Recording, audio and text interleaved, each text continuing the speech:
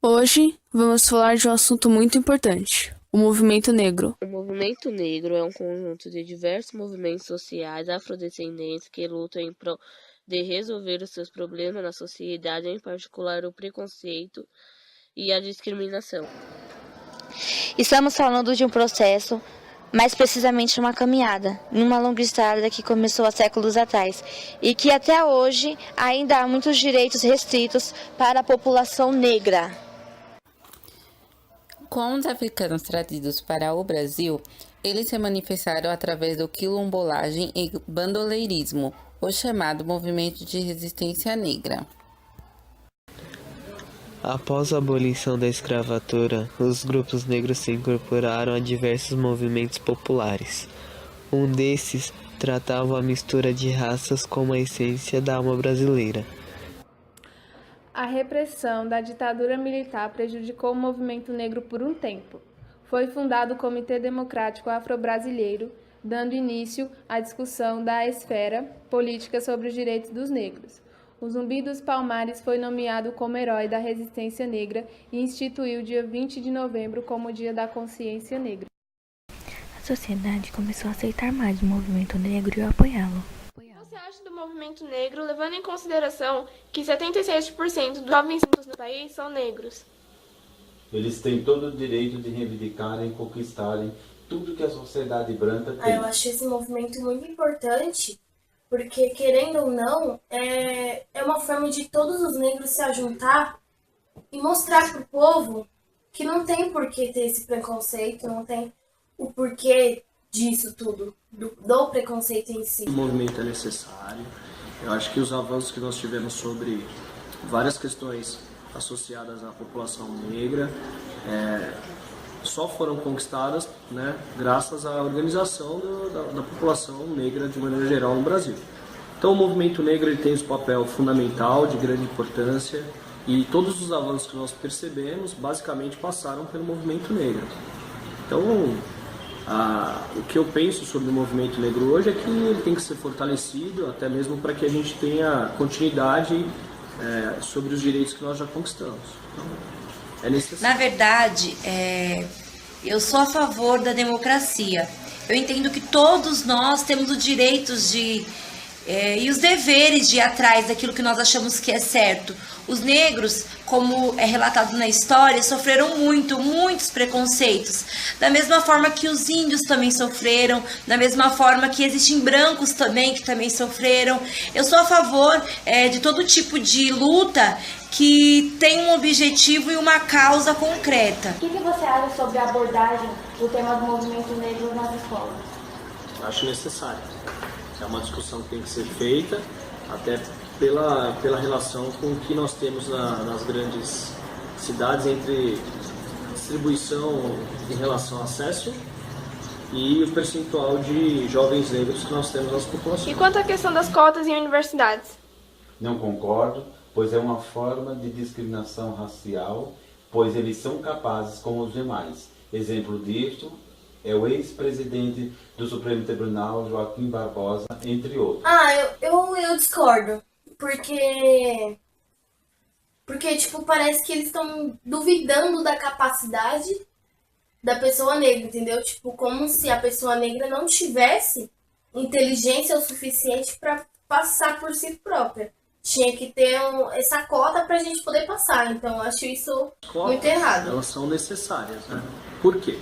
Porque existe uma desigualdade entre o número de jovens que acessam a universidade e o percentual da distribuição, por exemplo, na nossa sociedade.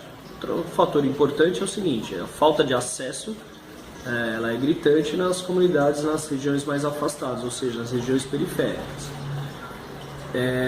O que isso implica? Predominantemente o jovem que está fora da universidade é o jovem negro, o jovem pobre. Então as cotas mostram necessárias para que exista um equilíbrio entre o número de jovens das diferentes camadas. Questionar os índices de violência contra a população negra. Assim, eu acho que de um tempo, a frequência com que isso acontecia diminuiu bastante. Até porque agora tem lei para isso.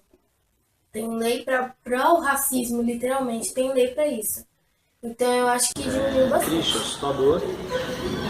A gente tem aí, de maneira até direcionada, né, até por causa da predominância da população jovem e negra nas periferias, a gente tem aí um número muito absurdo quando comparado a populações de mesma faixa etária em outras regiões. Acho que para diminuir tem que ser a base de muita conversa, porque a violência não vai levar a nada, nunca levou e não vai levar a nada.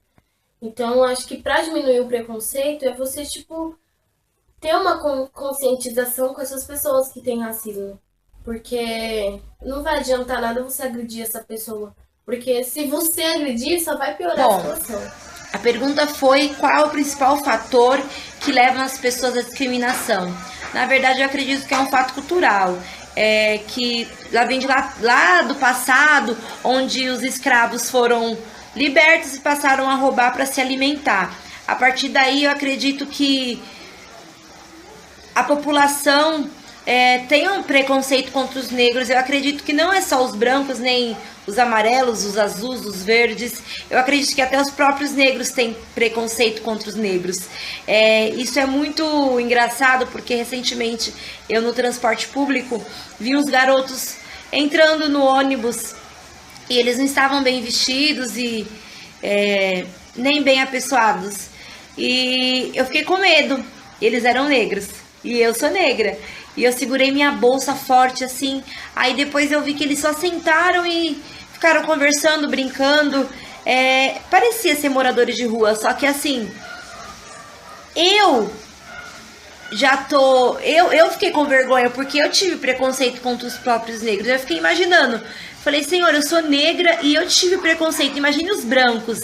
Imagine as pessoas que não têm consciência, as pessoas que são hipócritas, que pensam que a tonalidade da pele faz alguma diferença. Como é a sua vida na escola? Você já sofreu algum preconceito na escola?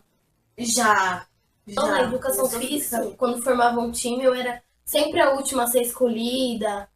Ou então, quando eu fazia alguma coisa de errado, assim, tipo, o povo me olhava feio e me chamava de macaca. E eu acho isso horrível. Tipo, muitas vezes eu tive até vontade de sair, de desistir de tudo por causa disso. E também, na quarta série também aconteceu de ficarem me chamando de negrinha, preta, macaca, coisas que, tipo, me ofendiam. Assim, eu tenho orgulho da minha cor. Na época eu não tinha. Na época, tipo, eu tinha vontade de, tipo, parar de estudar ou querer mudar de cor. Eu acreditava que aquilo era possível ainda.